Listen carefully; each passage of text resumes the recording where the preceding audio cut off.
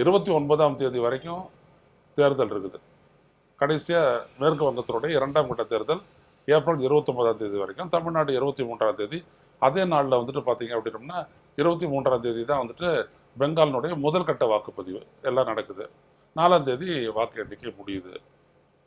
முடிச்சிட்ட உடனே அதுக்கப்புறம் வந்துட்டு எல்லாம் நாடாளுமன்ற உறுப்பினர்கள் தேர்தல் பரப்புல திருப்பி வந்துடுவாங்க. அதுக்கப்புறம் வைக்கலாம்ல.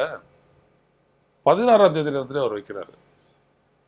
எப்போ எல்லாரும் தேர்தல் இதில் வந்துட்டு ரொம்ப தீவிரமாக இருப்பாங்களோ பரப்புரையில், அந்த நேரத்தை பார்த்து பார்லிமெண்ட்டை வச்சு இதை முடிக்க பார்க்குறாரு.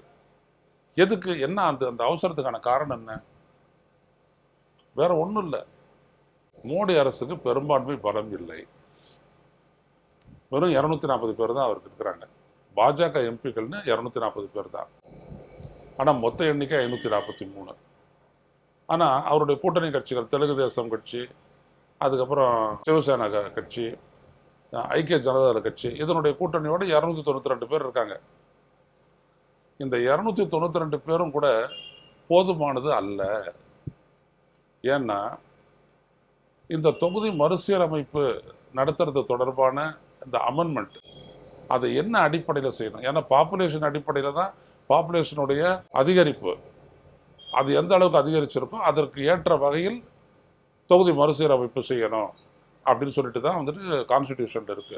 இதனால பார்த்தீங்க அப்படின்னோம்னா தென் மாநிலங்கள் மிகப்பெரிய அளவுக்கு பாதிக்கப்படும்.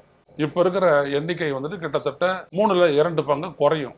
அப்படிப்பட்ட ஒரு சூழல் தமிழ்நாடு, கேரளா, கர்நாடகா, ஆந்திரா, தெலுங்கானா ஆகிய மாநிலங்கள், ஒரிசா உட்பட எல்லாம் அடிபடும்.